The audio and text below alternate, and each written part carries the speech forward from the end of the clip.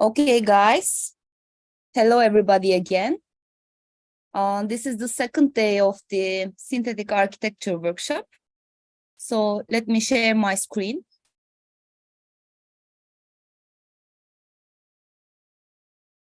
Yeah, here it is. Okay. Today, we are going to learn about Midjourney settings and parameters, which is called advanced prompting. But before, I want to go back to the last challenge, the challenge 2 that you were making yesterday and today, that creating an architectural concept and adding volume, context, lighting, and atmosphere to our concepts. So I want to talk about evaluation criteria. I think this is important. And I want all of us to evaluate and critique each other works. So, okay, you can use that emojis on Discord to evaluate each other's work. Also, I'm going to evaluate your works. You can use this bulb if you find that work creative. You can use that emoji if you find it aesthetic. And this house emoji is for too traditional. So please don't do that, like non-form stereotypes. And I think also it's important that not doing something too alien, too AI-looking, random forms, unrecognizable patterns. So this emoji is for that. And this is for photorealism. And this is for the works which are overall successful. So let's start with today's tutorial. And then we are going to back to challenges and working and evaluating.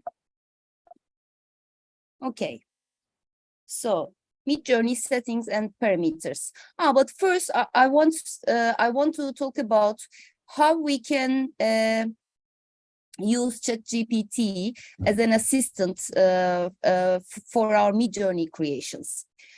Here, that's an example that I made. I think a couple of months ago.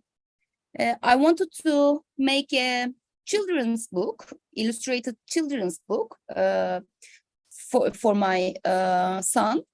And first, I went to ChatGPT and asked that, say, give me 10 illustrative, toddler-friendly children's books ideas, as well as one-line plot summary. And yeah, it gave me 10 ideas, children's book ideas, along with a brief plot summary for each, like that. I asked, of course, several times, and then I liked one of them, which is The Snowy Day. And I said to ChatGPT that I want to write a 12-page illustrative children's book about the snowy day. A young boy named Max explores the city after a snowstorm, discovering all the fun things he can do in the snow. This plot summary was that ChatGPT gave to me. And also I said that each page should contain 3 sentences. Page 1 should introduce Max. Page 20, it's I think incorrect. It should be 12, should be the conclusion of the story. Create page 1, page 12. And yeah, also ChatGPT created the sentences of the pages. And now we came to the illustrations. So I asked it to describe what the image on the cover of the book should look like. And I said it to describe it using 5 key details. And also I asked for art style descriptions for these images. So this was also important because making a coherency between that illustrations were important. So here I choose the third option, that saying whimsical and playful illustrations featuring exaggerated proportions and bright, cheerful colors, blah, blah, blah. And also I asked for font suggestions for that book, and it gave me 5 free font suggestions for that book. And I combined all of this information and work on generating these illustrations in Midjourney. Here are some re-rolls and b-rolls. And then this is the result. These are the pages of that book. As you can see, this little boy, of course, he's not exactly the same on all pages, but it's, I think, quite coherent like that. So this one example. Also, we can automate our prompts. For example, we can ask ChatGPT to create a table that breaks down architectural photograph composition into the following key elements, like composition, camera angle, vantage point, architectural style, architect, geometrical characteristics, materials, textures, details, location, time of the day, atmosphere, mood, and photographer name. So I asked it to make such a table for me. And yeah, here is such a table with 10 rows of data. But I realized something, that these photographer names and also these architects' names are not real names. Like all of them are generic, like John Smith, Sarah Johnson, James Brown, or look at that photographer names, Emma Thompson, Michael Anderson. These are not photographers and these are not real architects. So I try again and now ask ChatGPT to create the table with real architects' names and real photographer names. And now when I check that, yeah, now Andrea Palladio or Frank Gehry or Ellen Gray, these are real architects. And I check the photographer names like Ivan Ban, Michael Kenna, and also they look correct. Yeah, again and again, I asked until I find something that satisfies me. But also I realized something, that these combinations were too usual, were too stereotyped. Like, okay, if it's Islamic architectural style, it gave the Hassan Fatih as architect. It gave geometric patterns. It gave as materials Adobe, like that. But I wanted some unusual combinations. So I asked it to create another table with unusual combinations. And now I think it's a little bit spicy. Like, for example, it says postmodern architectural style and architect Corbusier, and geometrical characteristic as zigzag pattern facade, but that never Corbusier uses, and blah blah blah, like ornate sculptures. So these are just examples that how we can employ ChatGPT to help us when we are creating concepts in Midjourney. So I think it's useful. Also, you can find some other ways to employ it. Yeah. Okay. If we come to the settings and parameters in Midjourney, I think a good output comes from 50% from prompt and 50% from settings and parameters. So writing a good prompt is not sufficient to have a good output. So these settings and parameters are really important. So yesterday, I showed you briefly that we put /settings to command line and hit enter 2 times. Here, you can adjust your settings. The first setting here, you can see, you can choose the version, which model you want to use. Version 1, you can use all of the old models. You can use the current model, so you can choose from here. Another important parameter is aspect ratio, but here in the settings, you don't find it. You just have to put it after your prompt with 2 dashes. Also here, you cannot see quality in the settings. Again, it's a parameter that you can use after your prompts. Also, here you see stylization, sub-stylization values like style low, style max, style high, and stylize very high. You can choose from here, from your settings, this stylization value. Or again, you can add after your text prompt --s and a number. So for example, stylize low means, I think, 0, the --s0. Stylize math is the default setting, and the numerical value of stylize math is 100. Stylize high are the values bigger than 250. I will also explain in detail. And also we had seed parameter, also you don't see in settings. We have remix mode. Here you can see, if you click on that remix mode, you are automatically using the remix mode. So when you hit the variation button, then a new window pops up that you can edit your prompt. It's like that, yeah. And here you can also select the variation mode you want. You can select high or low. In default, it's high. It works in high variation mode. And also here are some turbo, fast, and relaxed modes. Before version 5, there were no turbo mode, but now it has. I didn't use it, but it's something about time of the generation.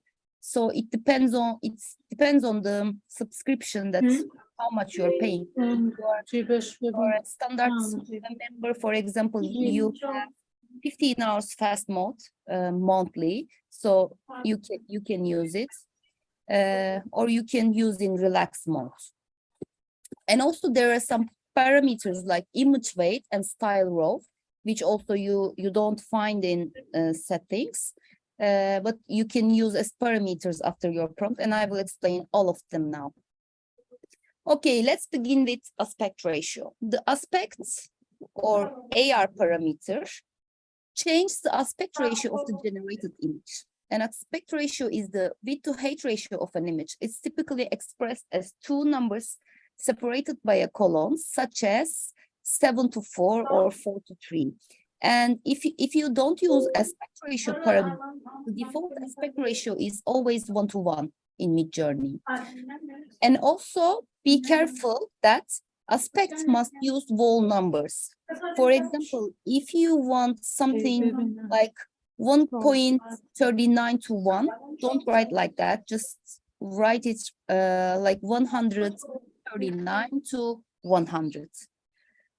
Okay, and the most important thing, the aspect ratio doesn't only change the width to height ratio of an image, but also impacts the shape and composition of generated image. So here you can see in that generic example of Midjourney, for example, here in this vertical formats, you can see that flowers are also arranged vertically. When in that horizontal format, also they're arranged horizontally. So, for example, this is one of my generations, a mesmerizing spatial installation made from flow of liquids through effusion and injection, interacting liquids with different densities, flowing inside of a tall and vast Tate gallery, volumetric and ambient lighting, mysterious people, and here comes dash dash. This is how we add a parameter. After dash dash, there is no space. I write AR space and the ratio you want. For example, here it's 3:4. Now, why I use that aspect ratio here? Because I wanted a tall gallery, and if you can see, this gallery is really tall. I couldn't achieve that composition if I didn't use that aspect ratio, I think, with squares. Okay. By the way, can anybody check YouTube channel if we are really live? I'm not sure because of it. Okay, here is another example. Again, an interior creation. Interior design photography, industrial designed penthouse by the river, black steel frame, lots of glass, modern architecture, volumetric lighting, warm lights inside, clear sky, arc daily architectural photography, the zine, and again, dash AR 2 to 3. Here, I want to mention two important things. One of them is, for example, I didn't ask for a two-story. It gave me that. Why? Because I said firstly penthouse, and the second I said aspect ratio 2 to 3. So it automatically gives me that image. Again, look, I again use the same prompt, and here again I had that second floor here. So okay, it's because I said penthouse. Probably most of the penthouses are like that, and I use that vertical aspect ratio. Yeah, for example, here I said styled architecture, floating pavilion in the style of Su Fujimoto, with cubic structures that are intricately stacked and iteratively interlocked, clear structural features. In the dawn of a winter day, people, arc daily architectural photography design. So I didn't use any aspect ratio parameter. And of course, naturally, it gave me a square image. And in that square image, you can also see that that building, that pavilion is also something close to a square, right? So its height and its width are more or less the same. But again, if I use exactly the same prompt, nothing changed. For example, I just changed for add mystic here. It doesn't important, but just putting the aspect ratio parameter a vertical format. So here you can clearly see the difference. The composition of that building, again, it's consisting of some cubes, some transparent cubes. Again, here is a lightweight white structure, but now the overall, the height and width of that structure changed dramatically because of that aspect ratio. So for example, if you are asking for towers, you can use really vertical formats, for example.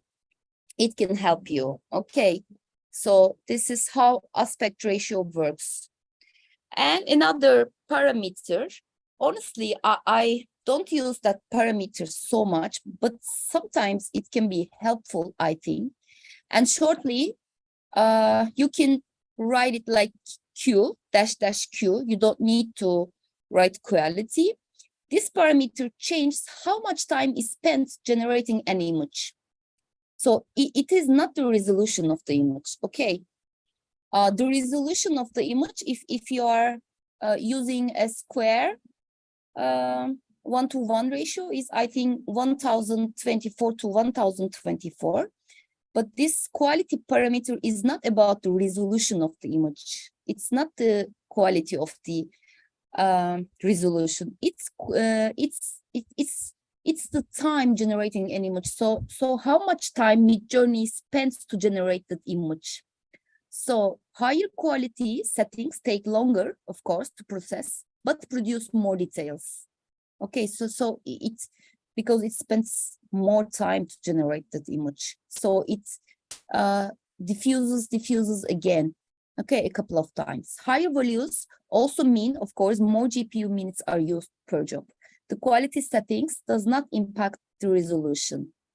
So, okay, the default quality value is 1 now in Midjourney 5. So it is in Midjourney version 5, it is the highest value you can see here.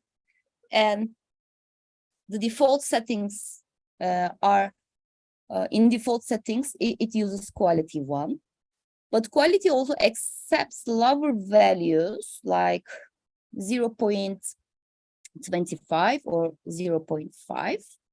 Okay, of course, you can think like that. It's better to use higher values, but it doesn't always like that. Sometimes lower quality settings can produce better results depending on the image you are trying to create. If you want a more abstract look, you can use lower qualities.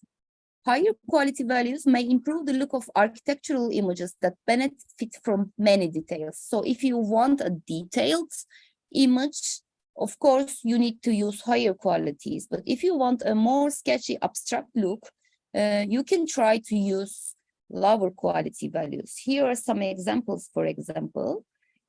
Here, in that quality settings, you can see that the details in that, for example, base quality, there are much more details than these lower qualities. And also it is same for version 5. You can see here, for example, in that example, I think that this is not the best one. I think this looks better because it's a drawing. It's more, I think, sketchy, more abstract. For example, if you want such an effect, you can try to use lower quality values. Yeah, and one of the, I think, most important parameters is stylize. And if you want to use it, you again, after the text prompt, you write --s. The Midjourney bot has been trained to produce images that favor artistic color composition and forms. So which means that it has some aesthetic layers. It adds its own taste, we can say. So this stylize parameter influences how strongly this training is applied. So it means that if you write --s0, you are saying Midjourney that please don't use your aesthetic layers. Just give me the bare image. Low stylization values produce images that closely match the prompt but are less artistic, because Midjourney doesn't use that artistic layers too much. High stylization values create images that are very artistic but less connected to the prompt. Okay, so if you use really high, for example, like stylize 750, means style very high, it produces very artistic, but you can find something disconnected to your prompt. Okay, and default stylization value is 1000.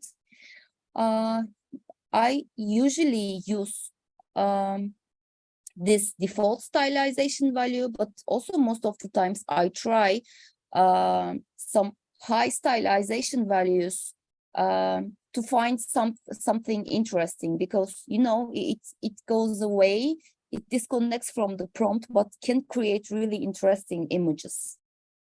Yeah, here are some basic examples. For example, I asked Midjourney for a cocoon architecture.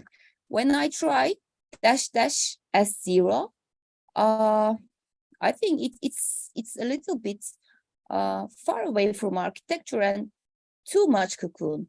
But when I use the standard default stylization value, which is 100, it's a little bit more architectural. Here you can see, of course, every time it gives different results. But if I go with higher stylization values, it starts to change. For example, this one, if I compare it with 0 stylization value, it has little to do with cocoon, but it's more architectural, and I think it looks more artistic.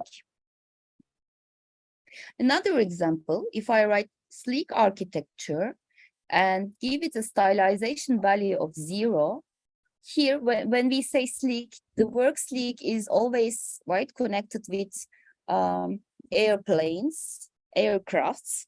So even it doesn't resembles to an architecture. It's like a aircraft here, I see. But if I go with some higher stylization values, now, okay, I can see that this is now architecture, and still it has something to do with sleek. So for example, here, if I'm going to use that prompt, I prefer to use stylization value, something like 500. Yeah, and here are some examples of mine using stylization value. Let's have a look at that example. A wall frame of a sculptural modern art museum designed by Thomas Hedervig in Copenhagen in the form of ethereal trees, facade made from feathers and glass. So careful here, feathers and glass, ripped surfaces, parametric patterns, elegant, soft light, clear sky, dusk, lots of people walking down the street, architectural photography, A-AR 425, S 750, and V5. So here I use stylization, a really high stylization value, and found something really interesting, because this facade is not made from feathers, but it looks really interesting. Okay, it still resembles feathers.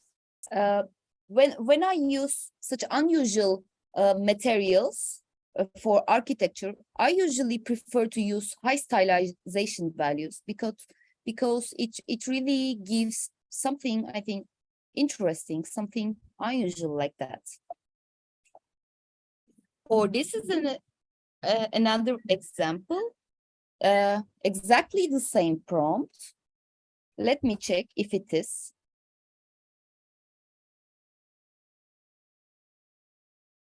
Yeah, more or less it's the same prompt. I just changed this style words like architectural photography, design, art daily. Again, you can see that the material here, again, I use a high stylization value, the same stylization value. You can here see, yeah, these forms on the facade look like feathers in form, but exactly they are not exact feathers. They are something like, I don't know, maybe plexicarbon or glass panels in the form of feathers. So this was the result. Okay, another important thing in advanced prompting, I think, is the multi-prompts. This is really important. So this is a default example from Midjourney's guides documentation. Adding a double colon to a prompt indicates to the Midjourney bot that it should consider each part of the prompt separately. What that means? Look at that example. For example, for the prompt spaceship, all words are considered together, and the Midjourney bot produces images of sci-fi spaceships. Oh, sorry. Like you can see here, okay, because spaceship is a spaceship, and it's a single thought. But if you want a ship that is sailing in space, what you can do is to separate these thoughts with a double colon, like that. Space, double colon, and space, ship. Okay, now both concepts are considered separately, creating a sailing ship traveling through space. You can see here, right? Here you can see the ship. It's sailing in an ocean. It can be a sea, an ocean, I don't know. Here you see some space images background. Again, in that example, you can clearly see that. Okay, cheesecake is something, right? We all know cheesecake, right? So if you say cheesecake painting like that, it gives you really a cheesecake painting.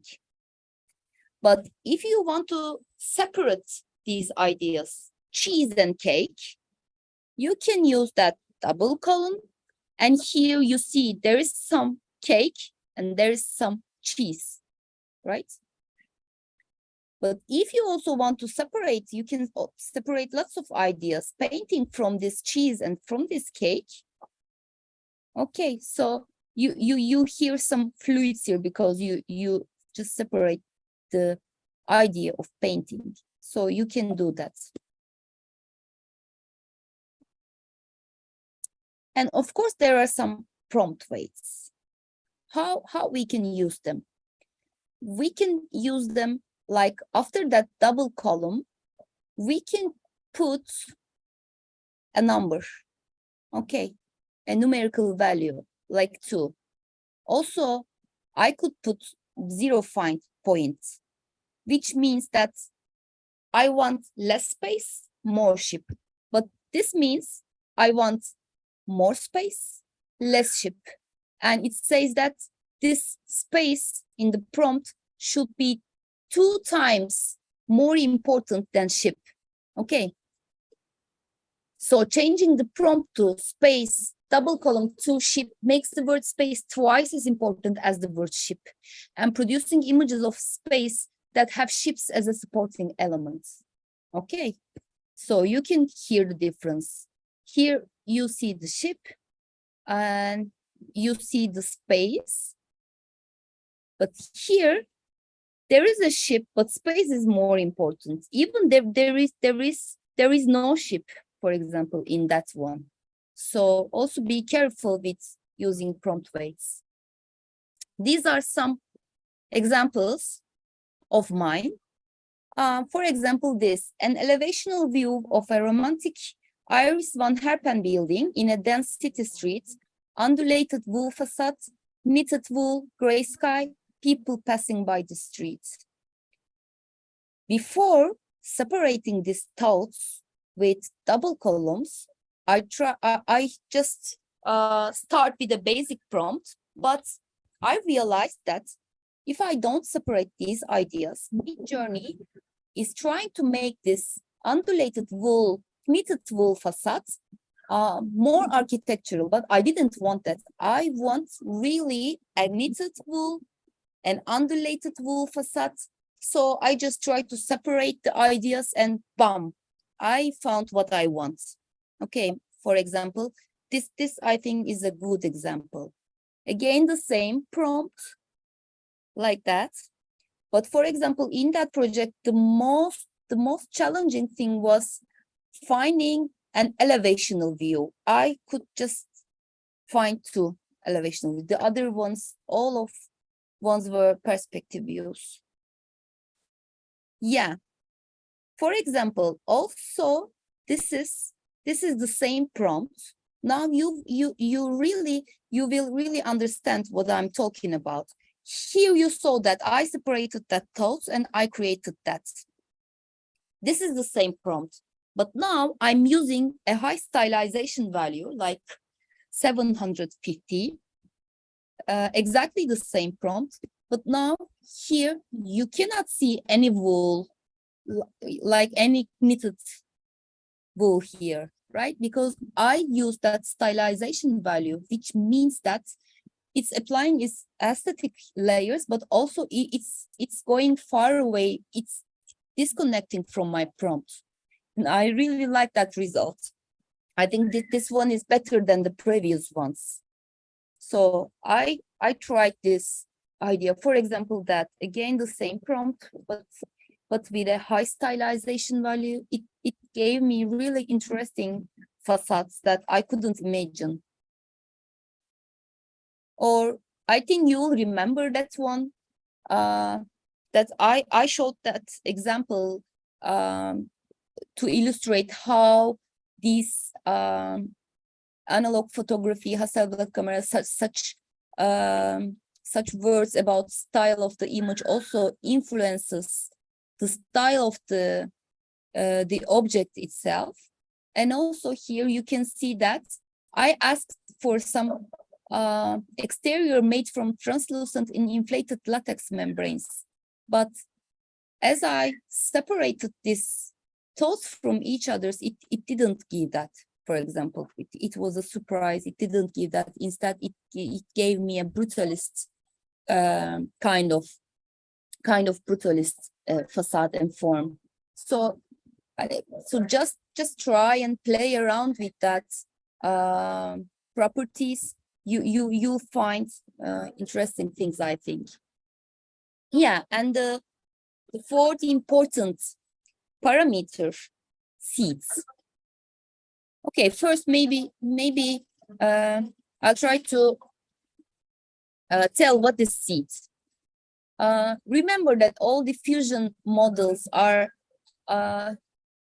taking a random noise, okay, and then diffuses and generates you an image. So all this visual noise, like television static, as the starting point, okay, has a seed number. It is like you have coordinates in the space, and all these generated images, imagine, have coordinates in this latent space, and these seed numbers are these exact coordinates. You can think like that. So every generated image has a seed, and if you use the same seed number and the same prompt, of course, with the same settings and parameters, you will get the exactly same final images. Okay, so how you can find the seed of your creations? Here you can see that. Let's see again. Okay, you just react to that generation with an envelope, like here. Now you can find the job ID and seeds of that job. Okay, seed accepts wall numbers. Seed values only influence that initial image grip. Identical seed values using model versions 1, 2, 3, test, and test P will produce image with similar composition, color, and details. Identical seed values using model versions 4 and 5 and Niji will produce nearly identical images. Okay, so seed numbers are not static and should not be relied upon between sessions.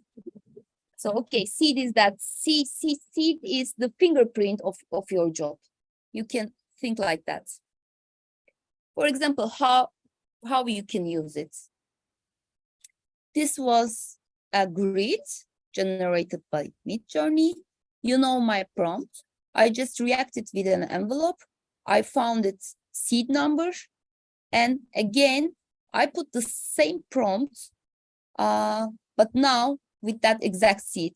So can you see the composition are same, colors are really close to each other, compositions are same, also details are similar to each other, so you can use it in that way. And remix mode. Yesterday we talked about remix mode a little. Now I explain it more detailedly. Okay, already I think you know how to activate the remix mode in the settings. Or if you don't want to activate it in the settings, you can write it to command line like /remix, and then you'll see a window prefer remix pops up and you can click on that. Remix changes the behavior of the variation buttons under image grids. When remix is enabled, it allows you to edit your prompt during each variation. To remix and upscale, select make variations. So you can use remix on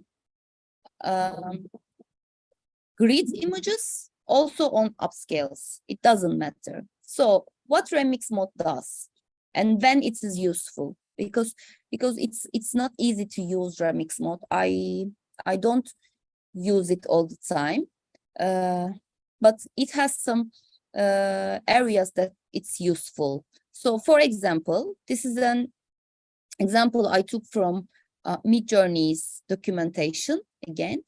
For example, you wanted a line art stack of pumpkins and you generated this image.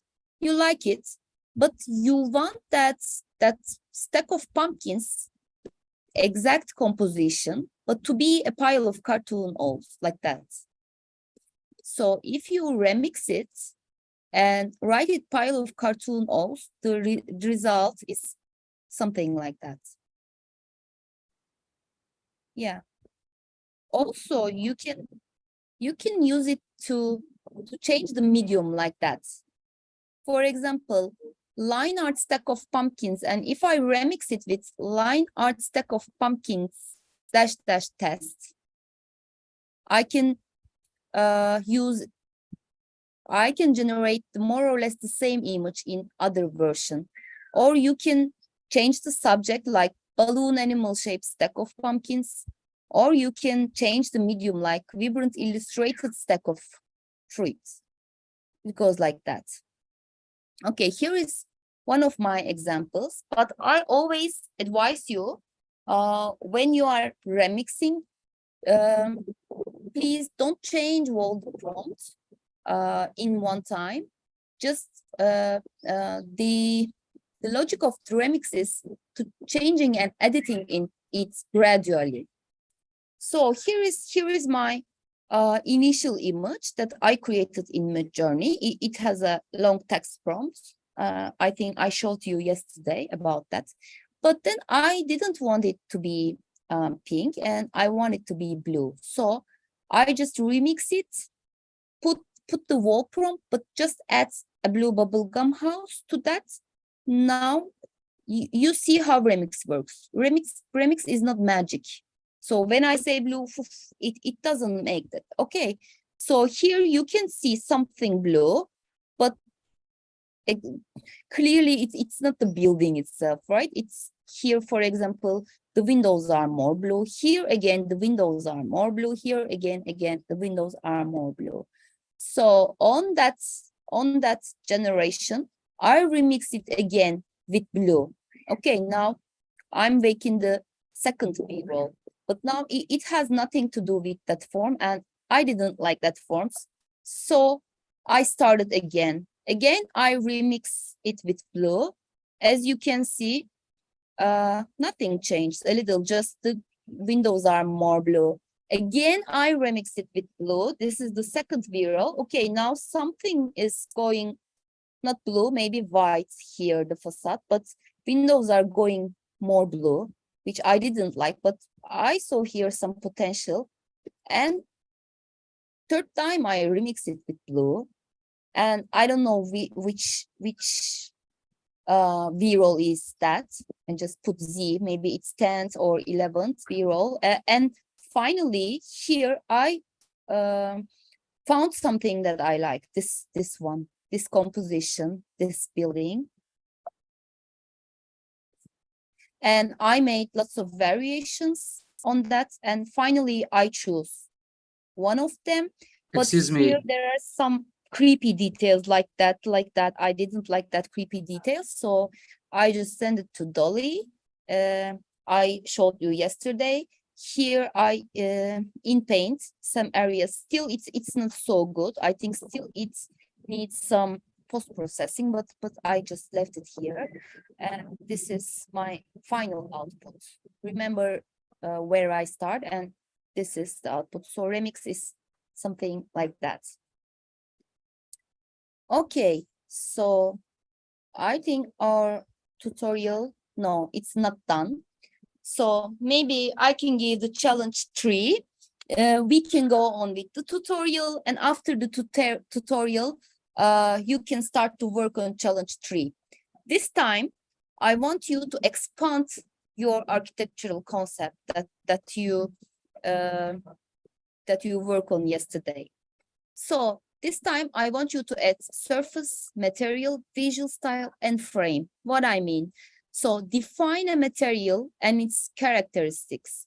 Like this material can be timber. For example, the characteristics of timber can be strips, modular, stacked, or this material can be Murano glass. Its characteristics can be colorful, modular, I don't know. You just imagine something. And define the geometric characteristics of the surfaces like undulated, perforated, rough, polished, ripped, zigzag. And define the visual style of the image. I think most of you already done that, like trying to simulate a camera, a lens, trying to invoke a photographer or photography style. Most of you, I think, have done that already. And combine these new words into your challenge to prompts. And when working on your concept, please try different aspect ratios and find which one turns out best. And you can try to use stylization values, remix, like multi-prompts, separating that thoughts, or using prompt weights like that. And again, of course, make variations and re-rolls until you find something you like, and then upscale it. Yes, yesterday you asked about if you can use images as references in Midjourney, and I said yes, of course you can. And sorry, this is called image prompts. You can use images as a part of prompt to influence a job's composition, style, and colors. Image prompts can be used alone or with text prompts. So experiment with combining images with different styles for the most existing results. So, okay, image prompts is something like that. Here, you put the URL of the image. How you can do that? You can do that like just sending Midjourney bot directly a message to that images, and it automatically generates an URL address, okay, for that images. So you just put it here, that address, then you go on with text prompt, and lastly again the parameters. But okay, you can use image prompts with texts, images, or just image prompts, but you cannot put just one image. You need to put at least 2 images. And I think maximum 5 images it allows you. Yes, and when you are using image prompts, image weight is an important parameter, which is again starts with -IW. Use the image weight parameter to adjust the importance of the image versus text portion of a prompt. The default value is used when no image weight is specified, and the default value is 1. Higher image weight values mean the image prompt will have more impact on the job. So here you can see which values the image weight parameter accepts. So in version 5, stylize, why this is say stylize? It should be image weight. I think it's image weight. Image weight is in default settings is 1. So for example, assume that you put an image prompt, an image, and a text prompt, and then hit enter. It means that this image is 50% important and the text is 50% important. If you don't like it, if you want that, for example, image to be more important, you can put the image weight value like 2. And here you can see this was the image prompt, okay, and it's I want it to be a birthday cake. So in image weight 2, here you can see some birthday cake, but it's too influenced from that image prompt, even if it doesn't resemble. But if this image weight values go less, you can see that it's now more a birthday cake and less flowers. So okay, here you can see the different results of that image weights. For example, this is the image I put to the my prompt. It was also generated in Midjourney, and for example, I use that images. I usually don't use image prompts so much, but for example, here I use it to influence the character on different scenes, to make a coherent character. So I use that. Setting is a kid's room. A smiling 2-year-old brunette baby boy is looking through the window to a white snowy landscape. Morning atmosphere, whimsical watercolor illustration with soft blended colors and loose brushstrokes in the style of Studio Ghibli -- AR 423. And here what you can see is that this is nearly the same boy. It looks like the same boy because I use that image weight. Sorry. I didn't use any image weight here, sorry. So this, my text prompt is 50% important, and this is 50% important, and it was okay for that job, I think. Here, for example, there is a example of image weight. So I wanted this Frank Lloyd Wright's famous Guggenheim Museum. I just curious about if Zaha Hadid would design it, how it would look like. So I want to give it a try. I found this image of Guggenheim on the internet, and then for the text prompt, I wrote a contemporary museum by Zaha Hadid, concrete and glass, daylight, serene morning atmosphere, people walking downtown, design architectural, Archdale architectural photography, --AR 5:4, because this image aspect ratio is more or less 5:4. That's why I use that. And here, you see, it's not too much Zaha Hadid. It resembles the original image too much. So I try to decrease the value of the image weight, like again the same prompt, but now goes with --IW, which means image weight space for 0.5. Okay, now it's different from that initial image, because I just give it a low image weight. And for example, I liked that image. It still resembles the Guggenheim Museum, but it's not, and it has some fluid forms. It looks like designed by Zaha Hadid. Yeah, and style row parameter. Style row parameter is a new parameter in Midjourney version 5. Before version 5, we didn't have that. I saw in your prompts yesterday, and today I also checked our Discord server, and I saw you use some words like ultra realistic, realistic, something like that. No, you don't need to put that words for Midjourney. At least for version 4 and 5, you don't need them. Maybe in version 3, you can need them, but in that versions, you don't need them. But you can use style row instead. What style row means? Again, --style row. Midjourney versions 5.1 and 5.2 can be fine-tuned with the style row parameter to reduce Midjourney default aesthetic, which means that Midjourney has its own aesthetic, right? So when we see images, we can understand if it's generated by Midjourney or not, more or less, of course.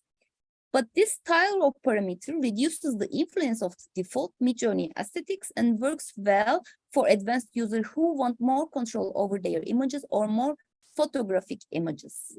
So this is what is style row. Style row makes your images more photographic, more photorealistic, maybe we can say. Here you can see an example. Pastel fields of oxalis. And now you can see there is nothing wrong with that images. But when we say style row, here you can see they are more photorealistic. For example, look at that trees, look at that sunlight. For example, here it's more like a drawing, and it looks more photorealistic. And I nearly always use style row with my prompts if I'm not going with something, I don't know, fantastic or sketchy. For example, this is an example. In this one, first one, I didn't use the style row parameter, and the second one, I used style row parameter. More or less, the prompts is same prompt, but here just add some aspect ratio and style row. So here you can see the difference, I think. This is clearly more photorealistic. Look at that, for example, light and its reflection on the floor. Look at that people moving and looking blurry. So this looks more like AI generated, and I think this is more photorealistic, more photographic effect. So this is what style row is used for. Guys, by the way, I'm going to turn on the lights because it's really dark here.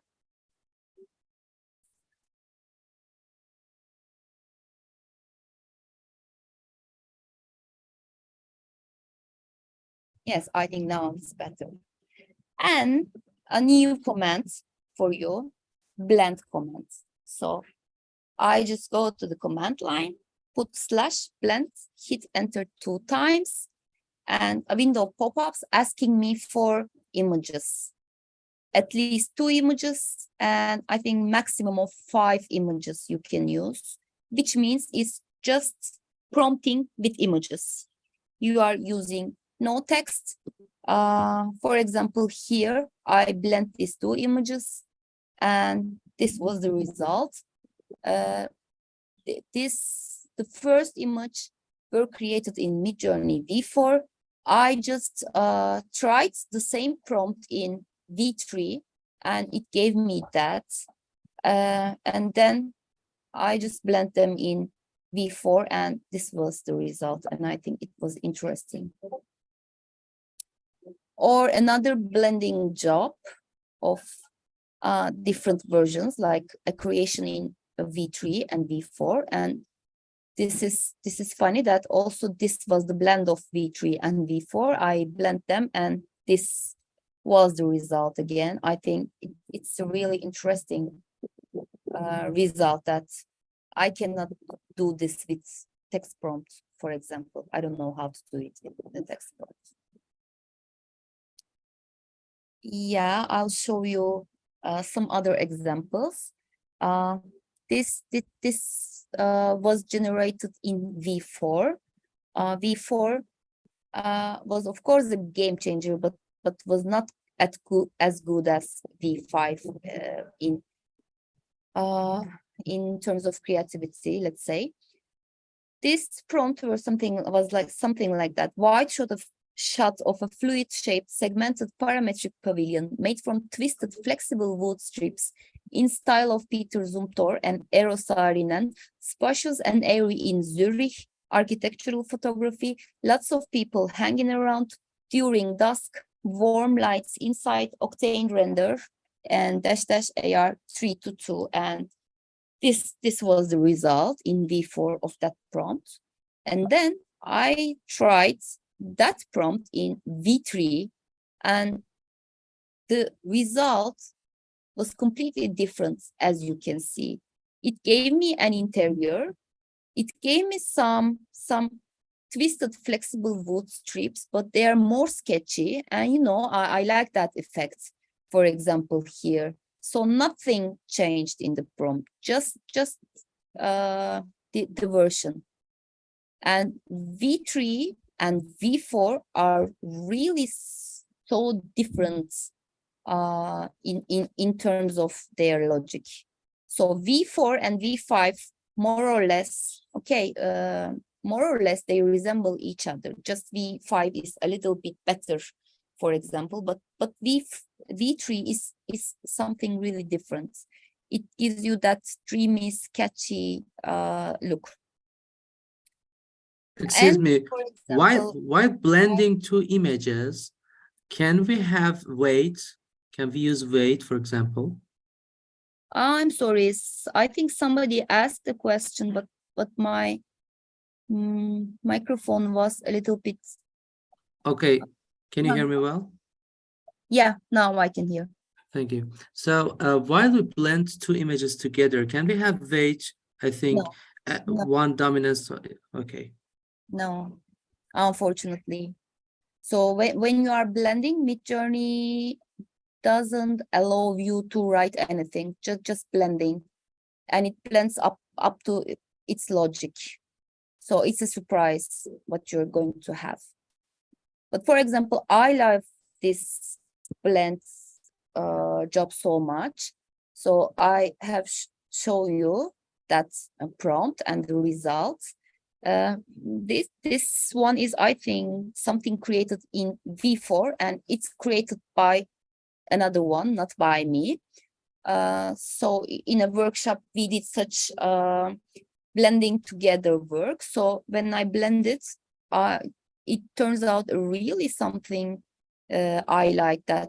Look at that light, here that pattern, that textures, these mushroomy textures, and this was the result.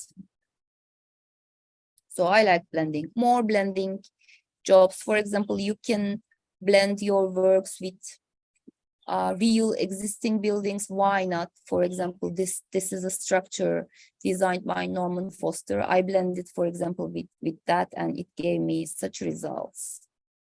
Or such results. It can give you different results like that.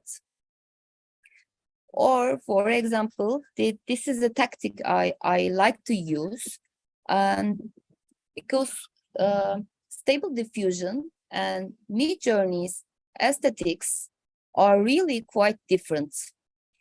And I really don't like the aesthetics of Stable Diffusion, but I like the form possibilities it gave, the control it gave me. So what I did here is to try to find some forms I like in Stable Diffusion and in Midjourney, and they're you can see quite different. For example, this concrete chair, the prompt was something like that, a cubist and modernist sculptural chair designed by Pablo Picasso, made of concrete, something like that. And these were some parametric chairs designed by Philip Stark for IKEA, something like that. I don't remember exactly, but something like that. And I blend them, and I really liked that results. Yeah. And I have told you yesterday that V5.2 has some new features like zoom out and like panning. Now we are going to discuss them more detailedly. Yes, the zoom out option allows you to extend the canvas of an upscaled image beyond its original boundaries without changing the content of the original image. So when you zoom out it, this original image never changes.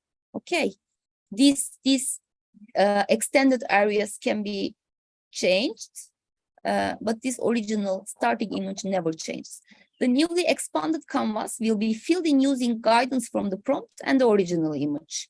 Buttons will appear after upscaling an image, so which means that if you want to use the zoom, you need to upscale an image. So without upscaling an image, in a grid image, you cannot use zoom. But here's the tricky thing. Okay, when you press zoom out, you go farther from that image, and you can expand your canvas, but this is not all. Also, you can change the prompt with custom zoom, and you can do things like that. It lets you choose how much to zoom out on an image, this custom zoom, but also it allows you to, it's like remixing, to change the prompt before you expand your image, giving you finer control over the finished image. For example, changing the prompt to a framed picture on the wall gives these results, right? So when you are using custom zoom, you can edit, change your prompt, and you can do something like that. And pen features. And this pen option allows you to expand the canvas of an image in a chosen direction without changing the content of the original image. It's something like outpainting in Dolly. But as I told you yesterday, you cannot pen any other image that is not created in Midjourney. So you can do it only with your upscaled images. Yes, this pen buttons. You can pen right, left, top, or down. Here you see the examples, the panning ones. After panning an image once, you will only be able to pan that image again in the same direction. So if you are panning horizontally, you again need to pan horizontally. Now you cannot pan vertically. Okay. And after panning several times, the image may become too large to send on Discord. When this happens, you will be sent a link to the image instead, to your image. Still, I didn't experience panning such a big image, so I don't know how it's sent, but we can try together. And also you can pan with remix mode. Remember the custom zoom? It's more or less the same. So panning supports remix mode. So this allows you to change your prompt when panning. So this is starting image, a vibrant fantasy landscape. And when you are panning, you can remix it with a vibrant fantasy city. So here you can see in the area that you pan, of course, this doesn't affect your original starting image again. It stays the same. If you want to change the starting image, you don't need to pan. You can remix it. But if you are remixing and panning, just this newly, I'm sorry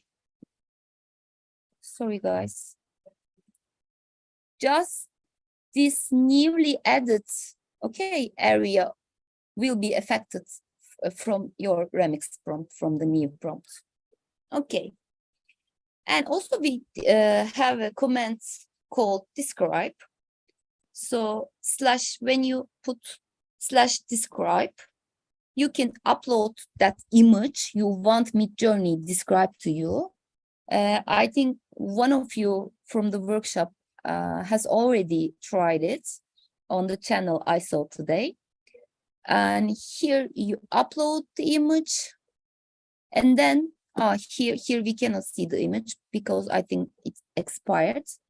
It gives you again 4 options, 4 descriptions about the image. I tried running that descriptions, that prompts like that. Of course, they didn't give the same results. Sorry.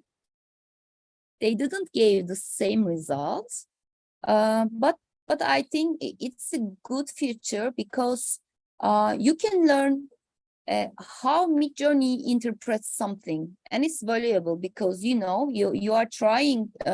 If you are trying to make Midjourney do something you want, you need to know how Midjourney describes that element. So I usually, when I'm curious about some images, I usually use that feature. Like I upload some images and describe them and try to understand how Midjourney bot interprets them. Okay, Guy, I think we are done with the tutorial today. Now, if you have questions, we can make a question and answer sessions, and then we can go on with our new challenges. Okay, any questions?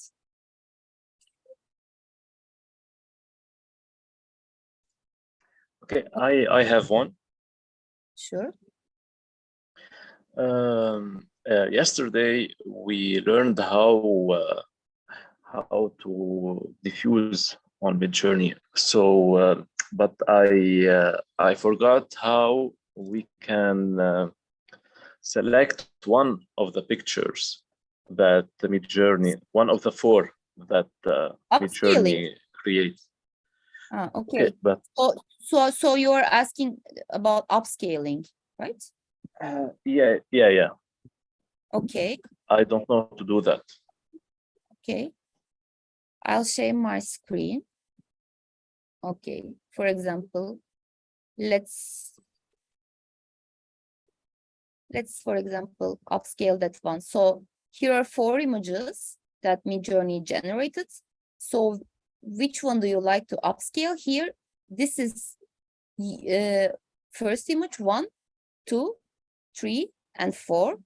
The row is like that. So I want to, for example, upscale that image. I just hit the button U1, and now it's upscaling. Okay. Thanks. You're welcome. Okay, one more question. When you created the children's book, did you use seed or did you use an image and prompt? Noelia. Okay, that's a good question. Because using a seed could be really handy when creating such, if you want the coherency between your images. But there I didn't use a seed because why, using a seed takes also the composition of that image. But in my book, for example, Max, in some pages, Max were playing snowball. In some pages, Max were laying down on the snow. In some pages, Max was at home. So I couldn't use seed, but I could use image prompts like I showed you lastly, this one. Let me show again. Where's the presentation? Okay.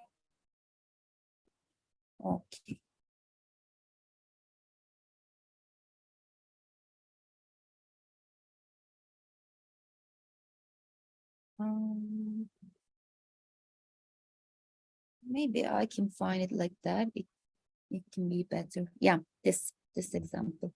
Also, this was another book project, but I just gave it up. I couldn't find time because here I try something new, like using. You cannot see it in that because seed affects all the composition of the image. But here the thing I made is I try to train Midjourney, like I wrote Max. I just described the Max. Okay, I just described Max. Max is a, I don't know, 4-year-old boy. It has brown hair, blah blah blah. And then I try to make my every prompt like that. Setting is blah blah blah. Max is doing this. It didn't work. I don't know why. I'll try again. But there are some such methods. It's called puppeteering in Midjourney. But here, what I did is just using this image prompt. I use that image prompt in all my scenes. But here I couldn't do. For example, look, there is no snow. Okay, and if you see my prompt, it says that the window to a wide snowy landscape, and here there is a double column too, but even it didn't affect the prompt so much. Here are some snow, of course, but too little. So I don't know, I just gave up that. But the character worked. Look, he's nearly the same boy. But now when you use that image prompt, now you cannot control the background, the setting too much. So this is a tricky. Okay, let's check if there are other questions.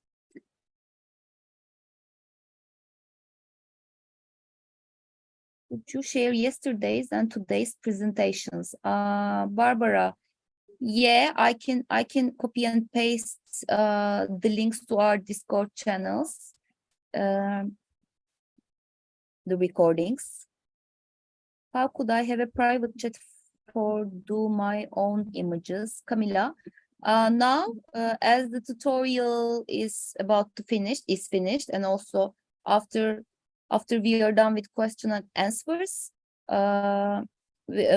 are going to make critiques and evaluations together on Discord channel. So you can have a chat. for your images, but of course not private for us, for all of the attendees of the workshop. If I want to change specific element in my photo after upscale it, for example, a material, does seed option make it? It can, I think. We need to try, but it can. You know, because the seed takes the composition, it can. Also, there are two ways to do that. If you want to change a specific element in your image, you can do it with remix, or you can do it by using seeds. It's a good question. So I think maybe you can try it in two different ways, and we can see the effects. How can we use hand sketches as reference image? Okay, good questions again. You can use hand sketches as reference image with image prompting, like I showed you in the presentations. Again, you have two ways, I guess. For example, you can put the sketch and write a text prompt, and it works well. I also had some examples about them. Maybe I can find and show you later that, for example, you can put an interior sketch, for example, a kitchen, and then you can define a modern kitchen with marble countertops and green cabinet doors, blah, blah, blah. You can use it like that. It works well. Of course, in some cases, maybe it doesn't. It really changes. Midjourney is really a black box. And also you can use, like, you can blend your sketches with images. These images can be real images. They can be renderings of the same sketch, for example, or you can use some real photographs or images that you created in Midjourney. So you can use your sketch with text prompts or with blend commands. This image prompting and blending, it's the only way that you can use images in Midjourney. There's no other way. But in Stable Diffusion, there are some other ways to using reference images. I found that the best way to use hand sketches as reference images, ControlNet, and I was saying exactly the same thing. Yeah, here in Midjourney, maybe even it's not, I think, to say reference image. Maybe it's right. Yeah, reference image. But Midjourney, as I said, is really black box, so we don't know how it will react. But in Stable Diffusion and ControlNet, you can choose all the parameters and you have exact control. So you can exactly can have the same volume, same shape, but different materials or colors, for example. Also, there is a another model called LookX.ai. Also, this is a really powerful model for controlling, and I think it's specially created for architectural architecture. So, but Midjourney is not like that. Any other question? If you have, I will be glad to answer.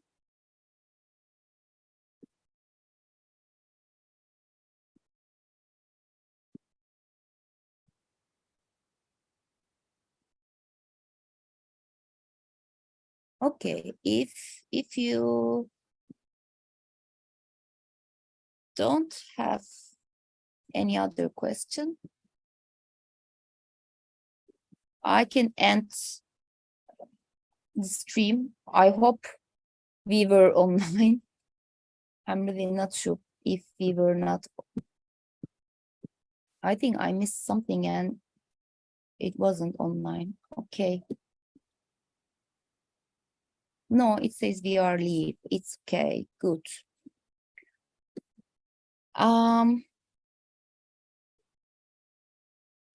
Okay, guys, so let's have a break of